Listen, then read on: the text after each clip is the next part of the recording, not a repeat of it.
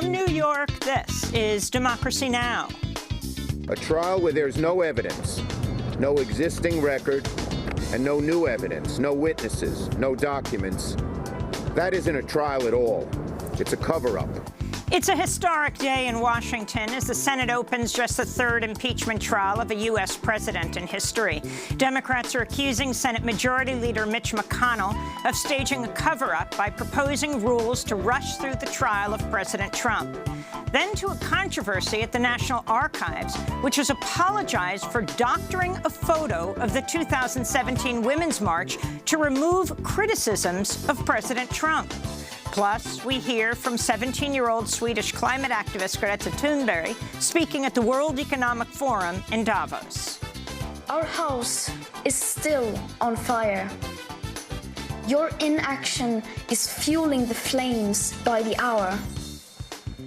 And we are telling you to act as if you loved your children above all else. Thank you. All that and more coming up.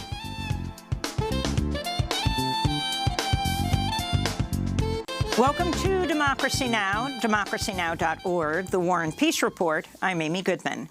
The impeachment trial of President Donald Trump opens today in the U.S. Senate. It's just the third impeachment trial of a president in U.S. history.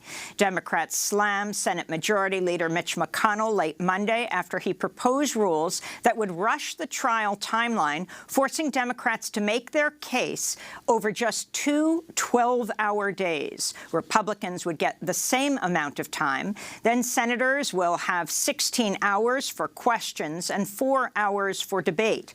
The rules also do not provide a guarantee that witnesses will be called to testify by forcing a vote on the issue. 4 Republicans would have to side with Democrats in order to consider new witnesses and evidence. Senate Democratic leader Chuck Schumer accused McConnell of orchestrating a cover-up by rushing through the trial. President Clinton's Senate impeachment trial took over a month. Ahead of today's proceedings, Trump's legal team called on senators Monday to swiftly reject the charges and acquit Trump. Trump's lawyers argue in a brief that the charges of abuse of power and obstruction of Congress, quote, do not remotely approach the constitutional threshold for removing a president for office and would permanently weaken the presidency, they said. Trump recently added prominent lawyers Kenneth Starr and former Harvard University law professor Alan Dershowitz to his legal team. Both Starr and Dershowitz helped serial pedophile Jeffrey Epstein receive a sweetheart plea deal in 2008 when he was arrested on sex trafficking charges in Florida. One of Epstein's victims also accused Dershowitz of sexually assaulting her, but Dershowitz has long denied the charge. Kenneth Starr's probe led to the impeachment of Bill Clinton. Congressional impeachment managers argued in their own legal brief that Trump pressured a foreign government to interfere in the 2020 elections by withholding aid to Ukraine unless they announced investigations into his political rival, Joe Biden, and his son Hunter. Lead impeachment prosecutor Congressman Adam Schiff has accused the White House of pressuring the National Security Agency and the CIA to withhold records about Ukraine that could be relevant to the impeachment trial. Meanwhile, several news organizations, including C-SPAN, have criticized rules restricting press access to the trial. We'll have more on this later in the broadcast. As the impeachment trial gets underway, President Trump is in Davos, Switzerland for the World Economic Forum, where he just delivered a speech to the gathered elites. The climate crisis was the top priority for this year's forum, but Trump focused on touting his tax cuts, immigration policies, and trade deals with China, Canada, and Mexico. He also claimed U.S. air and water was cleaner than ever. Trump has worked to dismantle environmental regulations since taking office and has denied climate change. Trump also told reporters in Davos the impeachment trial was a hoax and a witch hunt. Meanwhile, a new Oxfam report released ahead of the World Economic Forum, warns, quote, economic inequality is out of control, with the world's richest 1% owning twice as much wealth as nearly 7 billion people. The report also finds just over 2,000 billionaires have more combined wealth than 4.6 billion people on Earth. The website Quartz calculated Trump's two-day appearance in Davos will cost U.S. taxpayers over $5.6 million. 17-year-old climate activist Greta Thunberg is also in Davos, where she spoke on a youth climate panel earlier today. If we are to have a 67% chance of limiting the global average temperature rise to below 1.5 degrees Celsius, we had on January 1st, 2018, about 420 gigatons of CO2 left to emit in that budget. Since last summer, I've been repeating these numbers over and over again in almost every speech. But honestly, I don't think I have once seen any media outlets or person in power communicated this and what it means. I know you don't want to report about this. I know you don't want to talk about this. But I assure you I will continue to repeat these numbers until you do.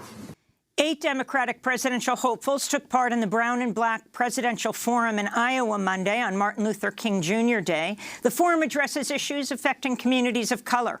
Also on Monday, Democratic presidential candidates marched arm in arm through the streets of Columbia, South Carolina, to honor Dr. King. The show of Democratic Party unity came only one day after, in a highly unusual move, the New York Times announced it's endorsing 2 Democratic candidates for president, Massachusetts Senator Elizabeth Warren and Minnesota Senator Amy Klobuchar. The Times editorial board wrote of their controversial decision, quote, in this perilous moment, both the radical and the realist models warrant serious consideration, unquote. In 2016, the New York Times endorsed Hillary Clinton for president, who went on to lose the election despite winning the popular vote. Senators Warren and Klobuchar are the last 2 women senators in the Democratic primary race. Hawaii Congressmember Tulsi Gabbard is also running for the nomination. In more election news, Washington Congressmember Pramila Jayapal has endorsed Senator Bernie Sanders. Jayapal tweeted, quote, Bernie has the bold passion, authenticity, and clarity that working people across this country desperately need. Congressmember Jayapal is the co-chair of the Congressional Progressive Caucus, along with Wisconsin Congressmember Mark Pocan, who endorsed Sanders for president Thursday. Meanwhile, Senator Elizabeth Warren has joined Vermont Senator Bernie Sanders in criticizing former Vice President Joe Biden over his record on Social Security, which includes being willing to raise the retirement age or freeze cost of living increases. Sanders has opposed Biden on Social Security since as early as 2010, when Sanders filibustered a Biden-negotiated deal that Sanders said would weaken Social Security. In Puerto Rico, protesters took to the streets Monday to call for the resignation of Governor Wanda Vazquez after a video was posted Saturday showing undistributed emergency supplies sitting in a warehouse in the city of Ponce. Many Puerto Ricans are still reeling after a 6.4 magnitude earthquake hit the island earlier this month, forcing thousands to leave their homes. Some of the supplies, which included bottled water, baby diapers, and propane gas, date back to 2017 and were reportedly intended as emergency aid for victims of Hurricane Maria. Wanda Vazquez replaced Ricardo Rosselló as governor after leaked text messages revealed he and his associates mocked victims of Hurricane Maria, among other offensive remarks. Governor Vazquez ordered an investigation and fired 3 members of her cabinet as public outrage mounted over the viral video. In Yemen, an attack on a government military base killed over 100 soldiers in central Yemen Saturday. No groups claim responsibility, but the Yemeni government has blamed Houthi rebels. Saturday's drone and missile attack marks one of the single bloodiest days in the ongoing conflict in Yemen. In Lebanon, anti-government protests continued over the weekend, resulting in violent clashes with police who deployed water cannons, rubber bullets, and tear gas against demonstrators in the capital, Beirut. Hundreds were injured, according to local reports. Human rights Activist groups have accused riot police of using excessive force and violating the rights of protesters. The Committee to Protect Journalists is calling on authorities to investigate attacks and the detaining of journalists who've been targeted while covering the protests. Lebanon has been rocked by mass demonstrations for months, which forced out Prime Minister Saad Hariri in October. Protesters say they're increasingly frustrated by the deepening financial and political crises in Lebanon. Protests also continued in Iraq, where at least 4 people were reported killed and scores injured Monday after clashes with security forces in Baghdad and other cities. Security forces used tear gas and live fire against the protesters, who continued to demand democratic reforms and the appointment of an independent prime minister. This is protester Abed al-Rahman. We want our demands, jobs, safe atmosphere. We want to feel like citizens. There are no jobs, no good education, no schools. There's nothing. When we graduate, we sit at home. Security forces and militias have killed hundreds of protesters since the popular uprising started in October in Iraq. Iraqi officials said 3 rockets fell into Baghdad's green zone Tuesday, but no casualties were reported. Prince Harry arrived in Canada Monday, joining his wife Meghan Markle and their 8-month-old son Archie on Vancouver Island, after Harry finished one of his last official royal appearances since announcing he and Meghan Markle are stepping back as senior members of Britain's royal family. Their decision, known as Megxit, has captivated the world. The British press has largely reacted with shock. But in a New York Times op-ed piece headlined "Black Britons Know Why Meghan Markle Wants Out," writer Afua Hirsch writes, quote, from the very first headline about her being, quote, almost straight out of Compton and having, quote, exotic DNA, the racist treatment of Meghan has been impossible to ignore, unquote. Back in the United States, tens of thousands of so-called gun rights supporters took to the streets of Richmond, Virginia Monday to protest new gun control proposals by the state's freshly elected Democratic government. Protesters included members of far-right groups, and many openly carried guns, including assault rifles, as they gathered around the state capitol. Democratic Governor Ralph Northam called a state of emergency ahead of the rally, but no major incidents were reported. In environmental news, the Ninth Circuit Court of Appeals has rejected a landmark youth climate lawsuit against the U.S. government, arguing the case does not belong in the courts. Juliana versus United States accuses the U.S. government of perpetuating the climate crisis and endangering the lives of citizens. Judge Josephine Staten, the dissenting voice on the 3-judge panel, wrote, quote, "The government accepts as fact that the United States has reached a tipping point crying out for a concerted response, yet presses ahead toward calamity. It is as if an asteroid were barreling toward Earth and the government decided to shut down our only defenses," unquote. A lawyer for the plaintiffs has vowed to appeal the ruling.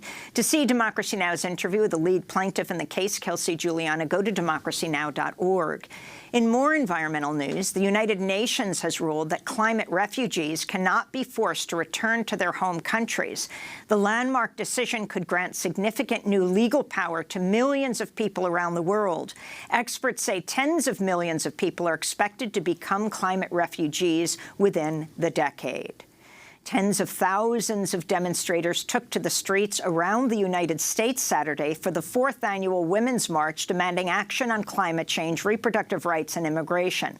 At the New York Women's March, Evelyn Yang, the wife of Democratic presidential candidate Andrew Yang, took to the stage to speak out against sexual assault. Evelyn Yang recently revealed she was assaulted by her obstetrician, Dr. Robert Haddon, when she was pregnant. This is Yang speaking Saturday. As terrifying as it was to share my story on a national stage, I had to believe that coming forward would help me reclaim my voice and help others reclaim theirs. Otherwise, we would all just be another statistic in the shadows. We need to do better. For our mothers, for our daughters, for our sisters, and for everyone who loves them. We need to roar against sexual violence.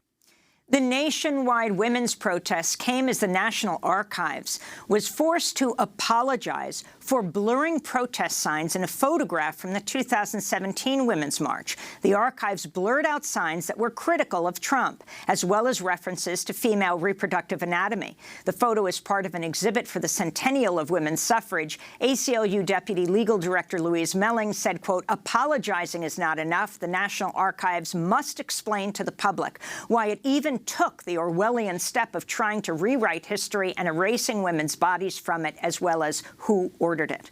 We'll have more with Louise Melling of the ACLU later in the broadcast. Move 9 member Delbert Or Africa, known as Del Africa, was released from a Pennsylvania prison Saturday after 42 years behind bars. Del Africa was arrested with 8 others following a 1978 police raid on the House of Move, a radical anti-police brutality and largely African-American organization. The members were convicted in the killing of Philadelphia police officer James Ramp. One member of the Move 9, Chuck Africa, still remains in prison. 6 others have been released. One member has died behind bars. To see our 2018 interview with Move 9 member Debbie Africa with her son Mike shortly after Debbie was released from prison, go to DemocracyNow.org. Former New York Republican Congressmember Chris Collins was sentenced Friday to 26 months in prison, fined $200,000 for insider trading. Collins, who resigned from Congress in September, was the first Republican Congressmember to endorse Donald Trump's run for the White House. And in Oakland, California, the group known as Moms for Housing has reached an agreement to purchase a previously vacant house that they began occupying as part of their fight against homelessness and real estate speculation. The mothers had been fighting eviction attempts by investment firm Wedgwood Properties, which now says it will sell the property at a fair price through the Oakland Community Land Trust. This is Carol Fife, director of the Oakland Office for Alliance of Californians for Community Empowerment, celebrating the news Monday. It's important to understand the history of civil disobedience in this country, because every single right that we have today was won by people engaging and pushing on what was legal, right? So it's important to not criminalize women who are trying to bring attention and justice and humanity to the masses, for everyone. They are not the criminals here. The criminal system is one that allows homelessness. You can see our recent interview with Carol Fife and Dominique Walker, a founding member of Moms for Housing, at DemocracyNow.org. And those are some of the headlines. This is Democracy Now!, DemocracyNow.org, The War and Peace Report. I'm Amy Goodman. And I'm Juan Gonzalez. Welcome to all of our listeners and viewers across the country and around the world. It's a historic day in Washington as the Senate opens just the 3rd impeachment trial of a U.S. president in history. Under proposed rules by Senate Majority Leader Mitch McConnell, each side will be given 24 hours over 2 days for opening arguments beginning on Wednesday. Then senators will have 16 hours for questions and 4 hours for debate. At that point, the Senate will vote on whether to hear from any new witnesses. Senate Minority Leader Chuck Schumer accused McConnell of trying to rush the impeachment process. A trial where there's no evidence, no existing record, and no new evidence, no witnesses, no documents. That isn't a trial at all. It's a cover-up. This comes as President Trump has added several prominent lawyers to his legal team, including former independent counsel Kenneth Starr, whose probe led to the impeachment of Bill Clinton, and former Harvard University law professor Alan Dershowitz. In 2008, Starr and Dershowitz helped serial sex predator Jeffrey Epstein receive a sweetheart plea deal when he was arrested on sex trafficking charges in Florida. One of Epstein's victims also accused Dershowitz of sexually assaulting her. Dershowitz has long denied the charge.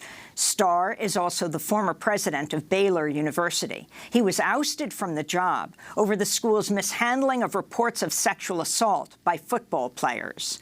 On Monday, the White House released a 110-page brief claiming that impeachment is, quote, a dangerous perversion of the Constitution that the Senate should swiftly and roundly condemn. unquote. In other impeachment news, House Intelligence Chair Adam Schiff, who's one of the impeachment managers, has accused the CIA and NSA of withholding documents potentially relevant to the impeachment trial. We're joined now by two guests. Rick Perlstein is historian and the author of several books, including The Invisible Bridge, The Fall of Nixon and the Rise of Reagan, which covered the Watergate investigations and Nixon's impeachment. Of Nixon, who actually resigned before he was impeached. Epstein's forthcoming book is titled Reaganland, America's Right Turn, 1976 to 1980. He joins us from Chicago. And in Washington, Kristen Clark's with us, President and Executive Director of the Lawyers Committee for Civil Rights Under Law. Rick Epstein, let's begin with you. You covered the... Rick Perlstein, let's begin with you. I'm sorry for getting that wrong. Can you talk about what we are about to see? A show trial. I'm really struck by the fact that the guy running this, Mitch McConnell, comes out of this tradition of Southern politics that all of us should go back and study. The fact of the matter is, for most of the 20th century, and of course, all of the 19th, the South was basically an authoritarian society. It wasn't really a democracy. And it used all kinds of strategies and stratagems to evade democratic accountability. I mean, when they said, African Americans can't vote, the laws didn't say African Americans can't vote. They used things like literacy tests. They used things like property qualifications. They used intimidation. So in much the same way now, we see the Republicans running the Senate manipulating the rules in order to make it impossible to basically achieve a fair trial or anything approaching justice. So we have this situation where they're only going to be able to introduce the actual evidence and witnesses after they make their arguments. So that means anything that comes out, tomorrow, we won't be able to see.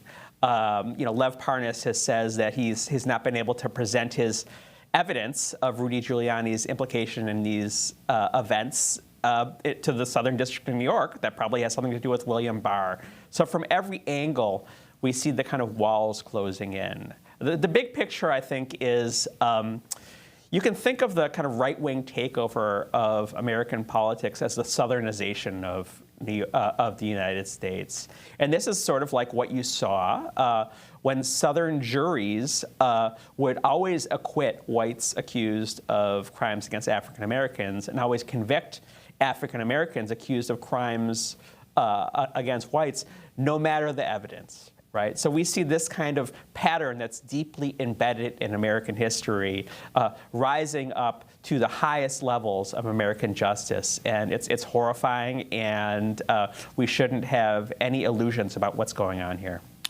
And Rick Perlstein, this whole issue of witnesses, and especially witnesses from the administration who might have direct knowledge of the president's actions. Could you contrast that, or for those who don't know of the specifics of what happened during the Nixon era, although Nixon never got actually impeached, he resigned before impeachment, but several key White House aides, Haldeman, John Dean, testified before Congress about what actually happened, or at least were submitted themselves to questioning. Right, and that was basically to keep themselves out of jail, to basically look good for the judge in the Watergate trial, the guy named John Sirica, who was one of the heroes because basically he was kind of expected to go along with the White House's cover-up, and he basically at every step in his trial pushed further and said, no, the White House must be involved. The White House must be involved. So as White House figures basically faced the music, they submitted themselves to testimony. And Richard Nixon at first tried basically to assert executive privilege, which was a novel doctrine at the time. Sam Ervin, who was the head of the Senate Watergate Committee, called it executive poppycock. But eventually people just said, look, we're going to save our hides. And it was a different Republican Party then. Some of the people on the Senate Watergate Committee, some of the Republicans, were actually quite active in investigating Nixon. One of the members, Lowell Weicker, was independently wealthy and funded his own investigation efforts. Now, that wasn't the impeachment. That happened the next year in the House, so it was kind of not quite a parallel. But what you saw was a lot closer to an actual fair, open, good faith inquiry. Now, even then, there were still people who behaved like Fox News Republicans and refused to consider the evidence no matter what. And those people were all basically voted out of office in 1974. But it's very memorable that one of the Republicans who was defending Nixon to the end, a congressman named Earl Landgrebe from Indiana, went on the Today Show the morning before Richard Nixon resigned, after the smoking gun tape came out proving that Nixon was directly lying to not only the American people, but his congressional supporters. And he said, I'm going to support my president no matter what, even if you have to take me out and get shot. Don't confuse me with the facts. It's almost like Earl Landgrebe would be a Republican leader now, not just kind of an embarrassment to the Republican Party. Can you talk more about that moment? I mean, it was quite something, and a lot of people refer to Nixon's impeachment. But in fact, in the end, he wasn't, because he resigned. But that moment of the parade of Republicans that went to see him in the White House. That's right. Well, so basically, the House underwent an impeachment inquiry in the spring and summer. That was the time when Barbara Jordan gave her extraordinary speech about the Constitution. And as this is happening, the Supreme Court is deciding a very epochal case, the United States versus Nixon, in which they're deciding basically whether Richard Nixon has the right to extend executive privilege to cover up his own crimes. And they say, well, executive privilege exists. It's important for a president to be able to have private conversations with his aides, but you can't basically use it, to stay out of jail, to avoid being kicked out of office. And that forced 60 more tapes to be forced into the public record. And on one of those tapes was this smoking gun that showed that Nixon had been involved in the cover-up in an extremely direct way within hours of the Watergate burglary. And after that happened, he shed support, and senators basically let it be known that they were going to vote to remove him from office. And a couple things happened that were very dramatic. First of all, in the final impeachment vote that day, after the first vote, the chairman, Peter Rodino, another hero, a congressman from New Jersey, said, we have to clear this room because we have reports that a plane might be heading here. People were afraid that a plane was going to crash into the Capitol. That was, of course, a rumor. That didn't happen. But that just kind of tells the fear and the drama and the idea that the walls were closing in towards dictatorship in America. And very closely after that, yes, the Republican leadership, most famously Barry Goldwater, who'd been the last Republican presidential nominee, but more importantly, the leaders of the House and Senate of the minority, came to Richard Nixon and spoke to him in the language that he understood, which was politics, which was votes. They said he didn't have enough votes to survive and that he would suffer a historic humiliation if he persevered. And so that's when he decided that the chips were down and he had to quit. Rick Perlstein, we're going to continue with you, author of several books, including The Invisible Bridge, The Fall of Nixon and the Rise of Reagan, and Nixonland, The Rise of a President and the Fracturing of America. We'll also speak to Kristen Clark about what was not handed over to the House. Is the Justice Department involved in a cover-up? She's the president and executive director of the Lawyers Committee for Civil Rights Under Law. Stay with us.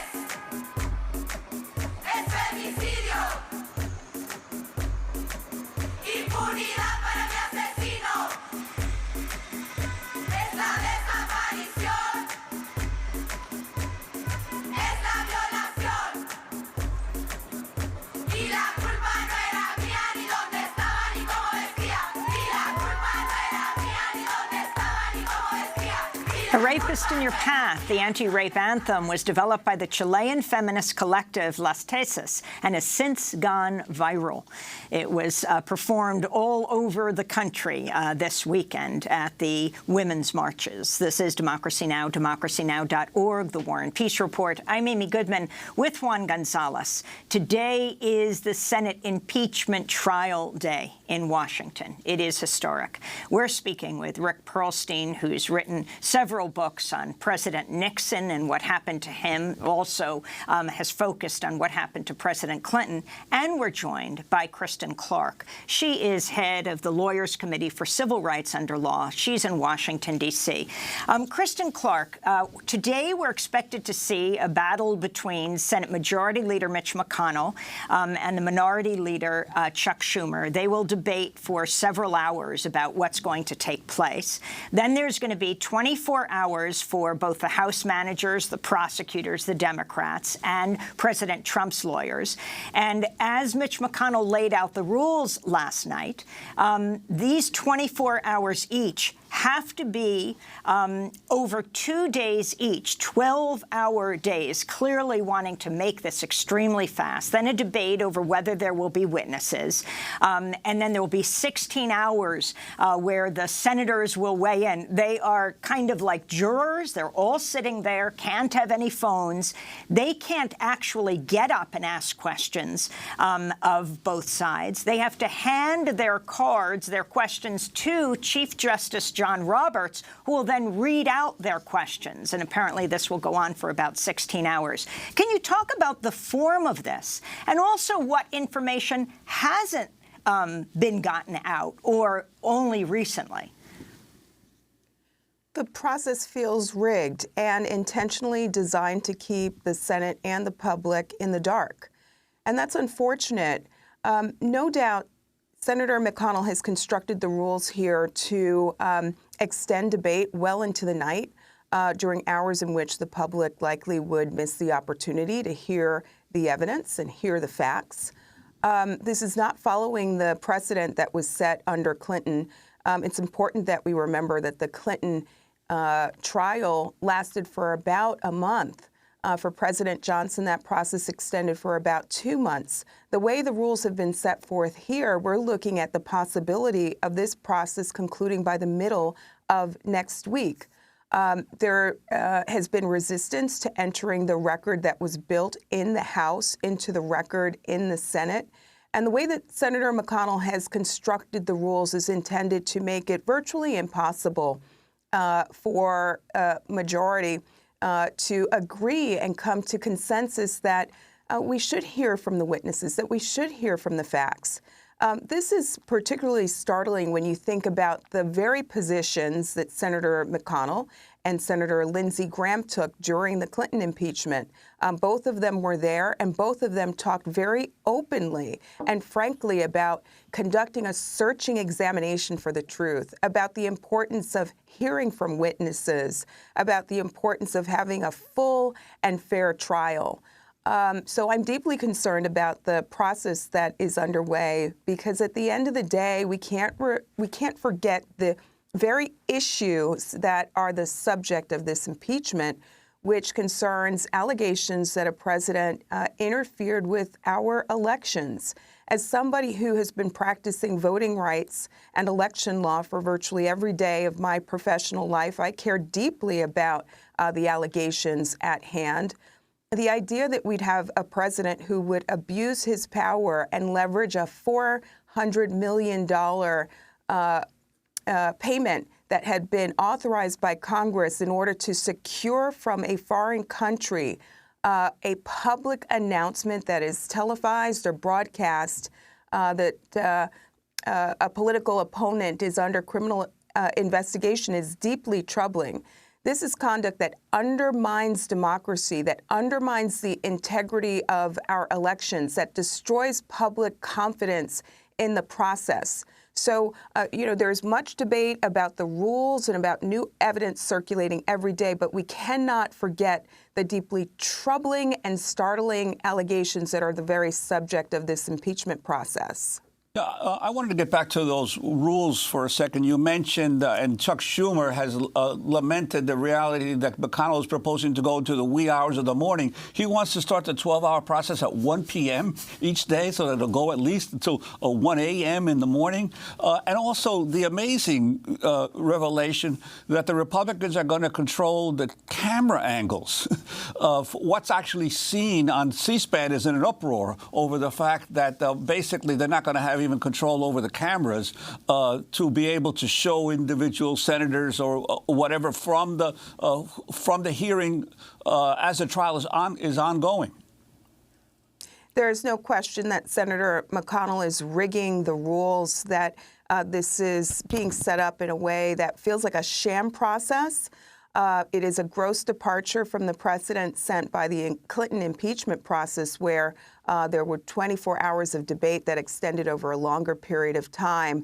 By cramming and forcing the senators to sit for this length of a period of time over 2 days, it is absolutely clear that they intend for the debate to extend into the wee hours of the night, when the public will miss the opportunity to hear the very important facts at issue here. I wanted to stay on that issue of press restrictions. The Republican Senate leaders have issued these restrictions on journalists covering the impeachment trial.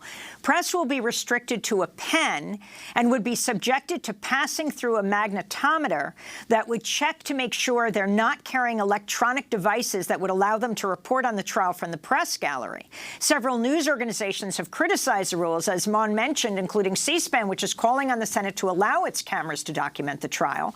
A coalition of organizations led by the ACLU has written an open letter to Senate leaders saying, quote, "The public and the press should be empowered to bear and use computing devices to bear witness to history from the galleries. C-SPAN should be allowed into the Senate chamber to position its cameras so that they can broadcast the historic proceedings throughout the country and make the archives available to the public. Journalists are not, as the Senate itself unanimously affirmed in 2018, the enemy of the people, nor should they ever be treated as such by an institution in the United States government."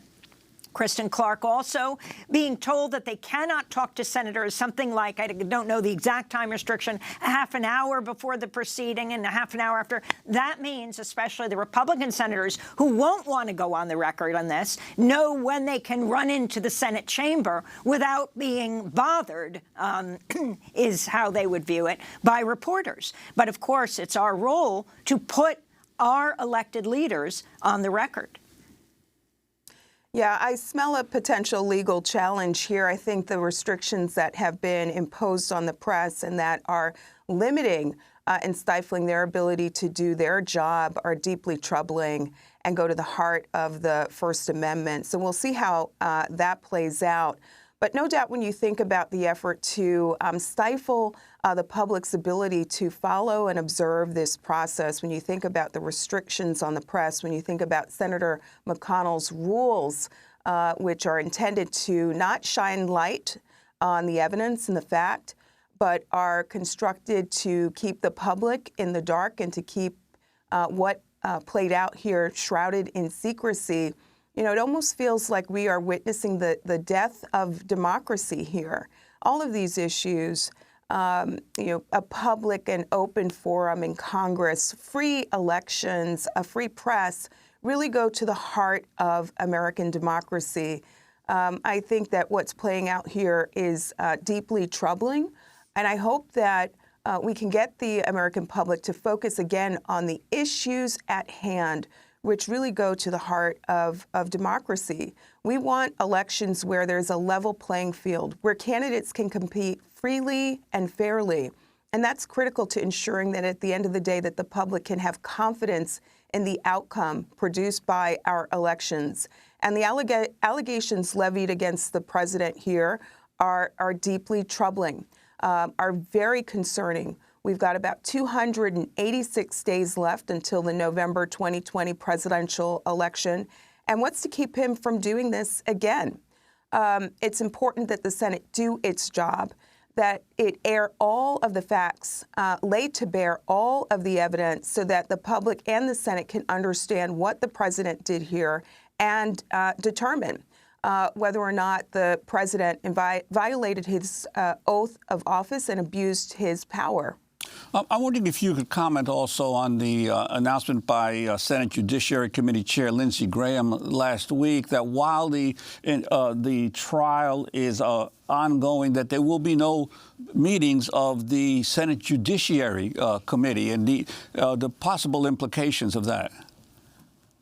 This is a very significant development. So we now mark 3 years into the Trump presidency, and President Trump has moved at lightning speed to fill vacancies across our federal court system and has done so at a record-breaking pace.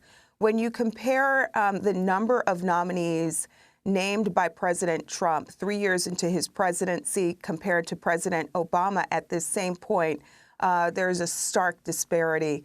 He's put in place 2 Supreme Court justices, 50 judges on the Federal Circuit Court. Obama appointed 25 over that time period, and 133 district court judges. Obama appointed about 97 during that same time period. These are judges who are there for a lifetime. These are judges who are overwhelmingly white and male. They don't reflect the diversity of our country. These are judges who bear extremist records and raise real questions about their ability to hear issues that come before them impartially. This development matters because it is hard to imagine how the Senate could carry out the grave responsibility of reviewing the questions before them during the impeachment trial and properly vet judicial nominees for lifetime appointments.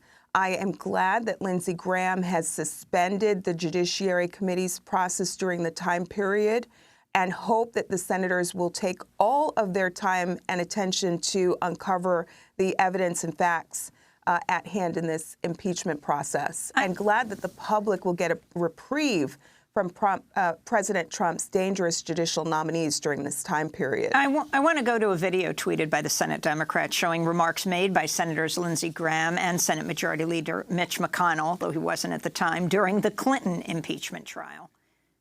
In every trial that there has ever been in the Senate regarding impeachment, witnesses were called. It's not unusual to have a witness in a trial. If there's any doubt, call witnesses. The process will only be resolved by a fair and sober search for the truth. When you have a witness who was there, who was engaged in it, who was in the middle of it, telling you about what they were doing and why, it's a totally different case, and it's the difference between getting the truth, the whole truth, and nothing but the truth. It's certainly not unusual to have a witness in an impeachment trial. But if we don't get to call meaningful witnesses, direct witnesses to the point, is that you're basically changing impeachment. So that's to the issue of witnesses. Again, Lindsey Graham and Mitch McConnell now saying that they don't want witnesses. And now I want to go to play 2 clips of Alan Dershowitz, one of the newest members of Trump's legal team. This is Dershowitz speaking in 1998 in reference to the Clinton impeachment.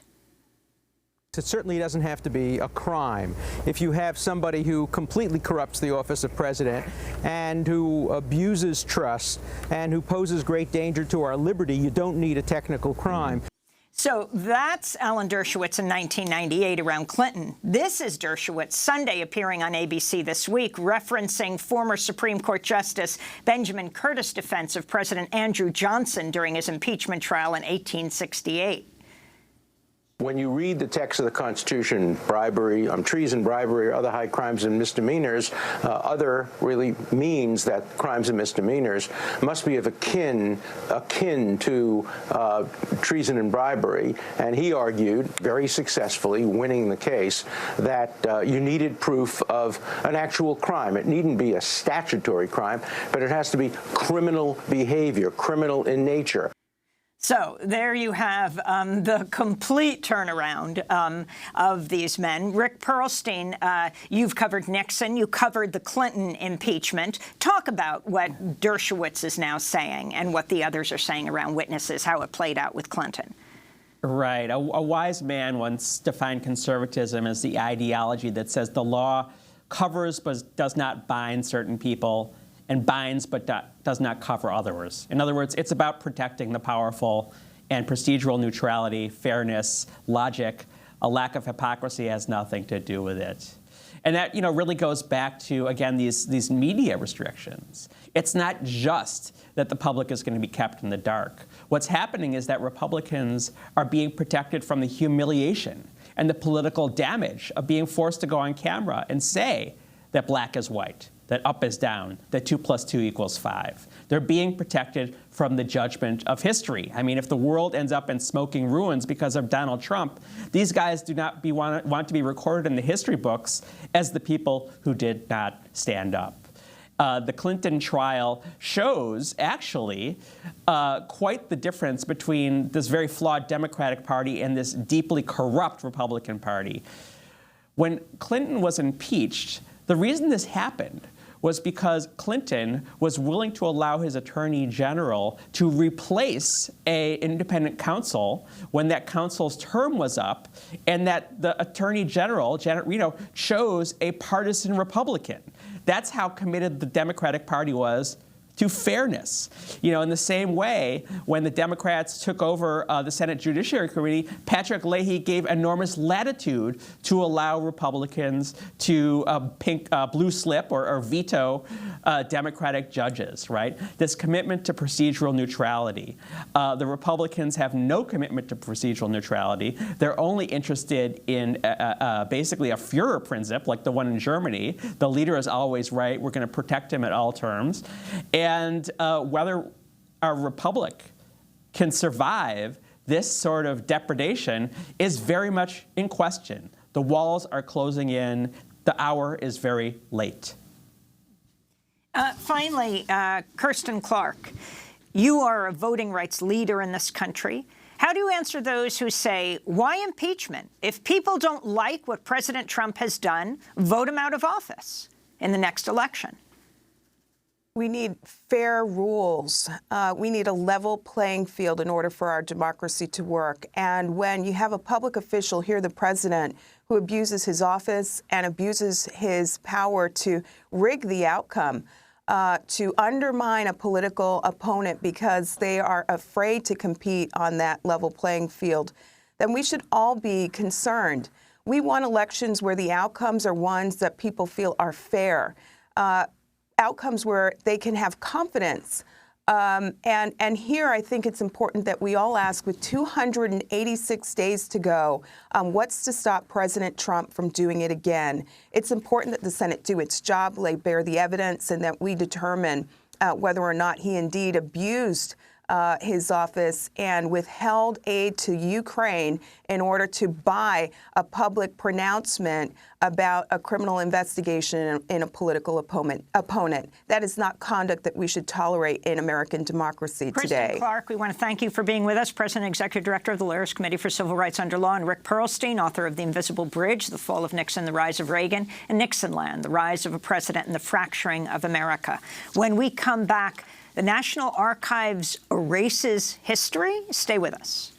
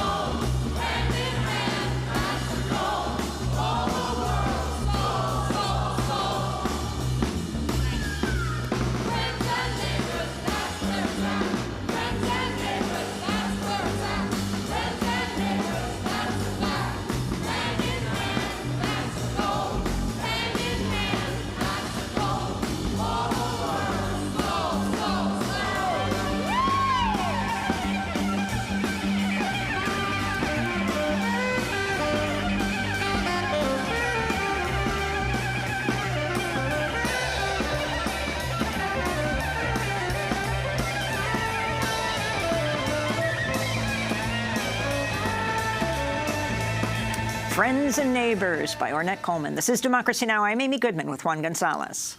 Well, the National Archives and Records Administration apologized Saturday for doctoring a photo of the 2017 Women's March to remove criticism of President Trump. the shocking revelation that the agency, which calls itself the country's, quote, record keeper, had altered the image were first reported in the Washington Post last week. In an exhibit called Rightfully Hers, American Women and the Vote, the National Archives displayed a large image of the first Women's March.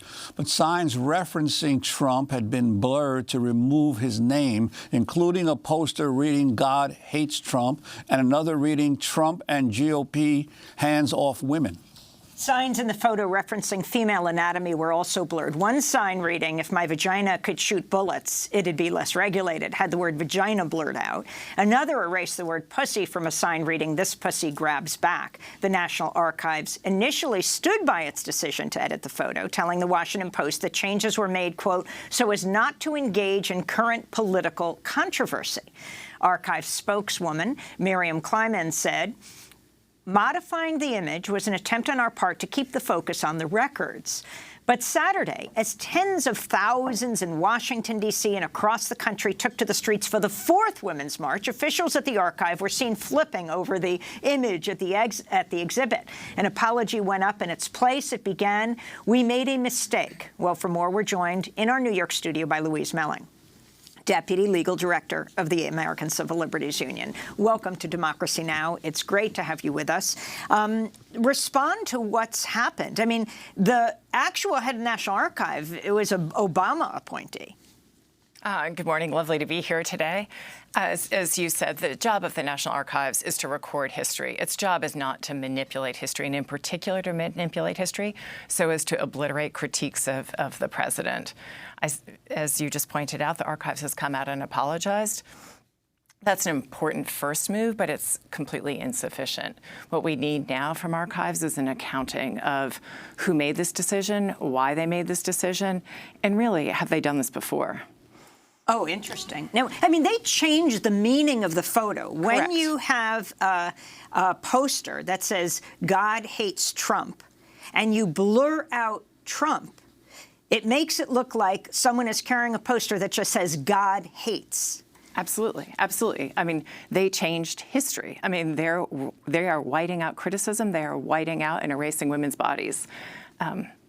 Well, the other aspect of this, though, is your take on their initial reasons for doing this. Even if they had some concerns, they should have at least had some kind of explanation at the exhibition, or chosen a different photograph. Why not just simply choose a different photograph? I can't imagine an explanation that's sufficient for the National Archives to doctor and alter photographs that are part of an exhibit. They're putting up a photograph of the 2017 March. Their job, again, is to record history, to show us history.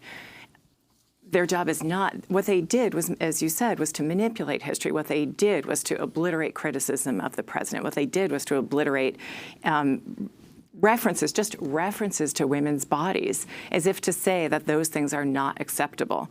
If we can't trust the archives to actually be accurate, what can we trust? I mean, you were talking earlier about faith in democracy, faith in institutions. That's essential to democracy, to our full functioning. And this is one institution, I think, where we clearly thought the job was more basic, perhaps, than others. And here they are altering photographs. It's Orwellian. And talk about the fact that this is all discovered by a Washington Post reporter who goes over to the archive as the women are marching all over the country. Yes, kudos to Joe Heim from the Washington Post, who reports in his Twitter account and then in a story that he had gone over to the archives researching a story. He noticed the photograph as he walked by. He noticed that there were images who blurred, checked out the credits on the photograph, went back to the office working with a photographer from the Post, who he's credited also in his Twitter account, and then uncovers and reveals and tells us all about what happened. I mean, it's happenstance, and thank goodness he was there. Thank goodness he did the homework, and thank goodness he publicized it. And what has the archive responded to the ACLU, your demand for an explanation? I have seen nothing other than the statement that it's a mistake. And I will say, as to mistake, like when I think about mistake is if I spilled coffee on the photo. This was an affirmative act. Somebody made an affirmative choice to blur those images so as to blur and erase criticism of the president and criticism of words like vagina. Well, I want to thank you, Louise, for joining us. Louise Melling, Deputy Legal Director at the American Civil Liberties Union. As we end today's show with the words of a 17-year-old Swedish climate activist, Greta Thunberg. She just turned 17 in the last weeks. She addressed world leaders today at the World Economic Forum in Davos, Switzerland. 1 year ago, I came to Davos and told you that our house is on fire. I said I wanted you to panic. I've been warned that telling people to panic about the climate crisis is a very dangerous thing to do. But don't worry, it's fine. Trust me, I've done this before, and I can assure you it doesn't lead to anything. And for the record, when we children tell you to panic, we're not telling you to go on like before. We're not telling you to rely on technologies that don't even exist today at scale and that science says perhaps never will. We are not telling you to keep talking about reaching net zero emissions or carbon neutrality by cheating and fiddling around with numbers. We're not telling you to offset your emissions by just paying someone else to plant trees in places like Africa, while at the same time forests like the Amazon are being slaughtered at an infinitely higher rate. Planting trees is good, of course, but it's nowhere near enough of what is needed, and it cannot replace real mitigation and rewilding nature. And let's be clear, we don't need a low-carbon economy. We don't need to lower emissions. Our emissions have to stop if we are to have a chance to stay below the 1.5-degree target. And until we have the technologies that at scale can put our emissions to minus, then we must forget about net zero. We need real zero. Because distant net zero emission targets will mean absolutely nothing if we just continue to ignore the carbon dioxide budget that applies for today, not distant future dates. If high emissions continue like now, even for a few years, that remaining budget will soon be completely used up. The fact that the USA is leaving the Paris Accord seems to outrage and worry everyone, and it should. But the fact that we are all about to fail the commitments you signed up for in the Paris Agreement doesn't seem to bother the people in power even the least. Any plan or policy of yours that doesn't include radical emission cuts at the source starting today is completely insufficient for meeting the 1.5 or well below 2-degree commitments of the Paris Agreement. And again, this is not about right or left.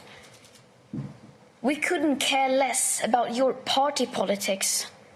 From a sustainability perspective, the right, the left, as well as the center have all failed. No political ideology or economic structure has been able to tackle the climate and environmental emergency and create a cohesive and sustainable world. Because that world, in case you haven't noticed, is currently on fire.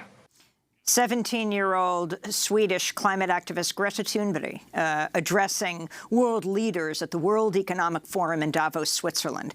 She spoke just after President Trump spoke at the gathering, touting the economy but not talking about the climate crisis, which is the focus of the World Economic Forum, the World Economic Forum in Davos. That does it for our show. We'll post her whole speech online at DemocracyNow.org. Democracy Now! Is produced by Mike Burke, Dina Guzder, Nermeen Sheikh, Carla Wills. Welcome back, Tammy Warrenoff, Libby Rainey, Sam Alcoff, John Hamilton, Robbie Karen, Hani Massoud, Sharina Nadura, Marie Astudio, Adriano Contreras, Maria Terracena, Mike DeFilippo, Miguel Noguera, our engineers. Special thanks to Becca Staley, Julie Crosby, Hugh Grand, David Prude, Vesta Godars, and Carl Markser, and to our camera crew, John Randolph, Karen Meadows, Anna Osbeck, and Matt Ely. Tune in to our impeachment coverage every day. I'm Amy Goodman with Juan Gonzalez.